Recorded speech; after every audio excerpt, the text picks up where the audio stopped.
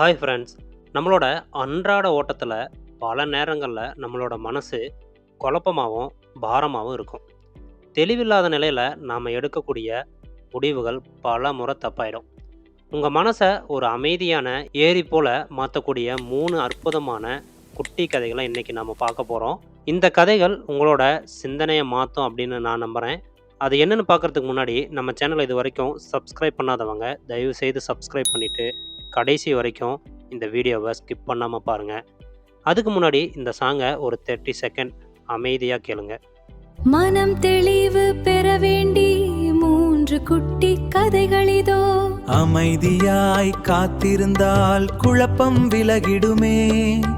கவலைகளை கீழே வை, சுமைகள் நீங்கிடுமே. நல்ல எண்களுக்கு தீனி போடு, வாழ்க்கை அழகாக மாறுமே.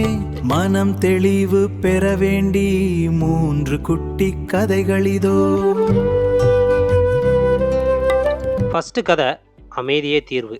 ஒரு குருவும் அவரோட சீடனும் நீண்ட தூரம் பயணம் செஞ்சுட்டு இருந்தாங்க. வெயில் அதிகமாக இருந்ததால் குருவுக்கு ரொம்ப தாகம் எடுத்துச்சு. அவர் சீடனை கூப்பிட்டு, கொஞ்சம் பின்னாடி நம்ம கடந்து வந்த அந்த சின்ன குட்டையிலிருந்து தண்ணீர் எடுத்துட்டு வா அப்படின்னு சொன்னார். சீடனும் போனான். ஆனால் கொஞ்ச நேரத்துக்கு முன்னாடி தான் ஒரு மாட்டு வண்டி அந்த பாதையை கடந்திருக்கு. அதனால் குட்டை நீர் முழுவதும் சேரும் சகதியமாக கலங்கிருந்துச்சு. சீடன் யோசித்தான், இந்த அழுக்கு தண்ணியை எப்படி குருவுக்கு கொடுக்கறது அப்படின்னு. வெறும் கையோடு திரும்பினான். கொஞ்ச நேரம் கழித்து குரு சீடனை திருப்பி அனுப்பினார். இந்த முறை சீடன் சென்றபோது ஆச்சரியமாக அந்த சேறு முழுவதும் அடியில் படிஞ்சிருந்துச்சு. தண்ணி ஒரு கண்ணாடி போல் தெளிவாக இருந்துச்சு. நம்மளோட மனசும் அந்த நீரை போல தான்.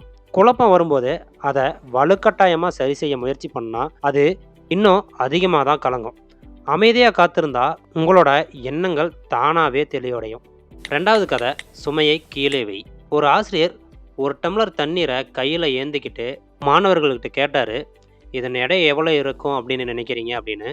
மாணவர்களும் 100 கிராம் இருக்கும், 200 கிராம் இருக்குன்னு பதில் சொன்னாங்க. ஆனால் ஆசிரியர் சிரிச்சுக்கிட்டே சொன்னார், இதனோட உண்மையான எடை ஒரு பொருட்டே இல்லை. இதை நான் எவ்வளோ நேரம் கையில் வச்சுருக்கேன் அப்படின்றது தான் ரொம்ப முக்கியம்.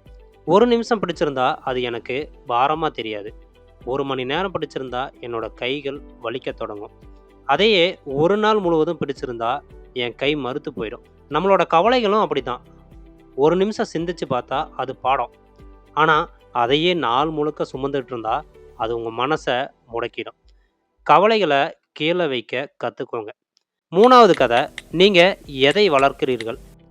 ஒரு பெரியவர் அவர் பேரங்கிட்ட ஒரு ரகசியத்தை சொன்னார். மகனே, நம்ம ஒவ்வொருவருக்குள்ளும் 2 ஓநாய்கள் எப்போவுமே சண்டை போட்டுக்கிட்டே இருக்கும் அப்படின்னு.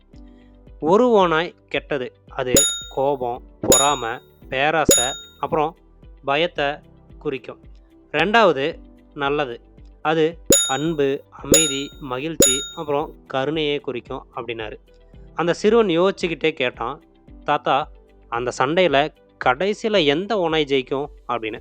தாத்தா நிதானமாக சொன்னார், நீ எதற்கு தீனி போடுகிறாயோ அதுதான் ஜெயிக்கும் அப்படின்னாரு. உங்கள் மனசில் எந்த எண்ணங்களுக்கு நீங்கள் அதிக முக்கியத்துவம் கொடுத்து வளர்க்குறீங்களோ அதுவாகவே நீங்கள் மாறுவீங்க அப்படின்றாரு. எதிர்மறை எண்ணங்களை விட நேர்மறை எண்ணங்களுக்கு அதிக முக்கியத்துவம் கொடுங்க. ஸோ ஃப்ரெண்ட்ஸ், இந்த 3 கதைகளும் உங்களோட மனசுக்கு ஒரு புதிய தெளிவு தந்திருக்குன்னு நான் நம்புகிறேன். இதில் எந்த கதை உங்களை அதிகம் கவர்ந்துச்சுன்றதை மறக்காமல் கமெண்ட்டில் சொல்லுங்கள். இந்த மாதிரி மோட்டிவேஷ்னல் வீடியோ நம்ம சேனலில் தொடர்ந்து வந்துக்கிட்டே இருக்கும். அதுக்கு நீங்கள் நம்ம சேனலை சப்ஸ்கிரைப் பண்ணுங்கள், லைக் பண்ணுங்கள், மறக்காமல் உங்கள் ஃப்ரெண்ட்ஸுக்கு ஷேர் பண்ணுங்கள்.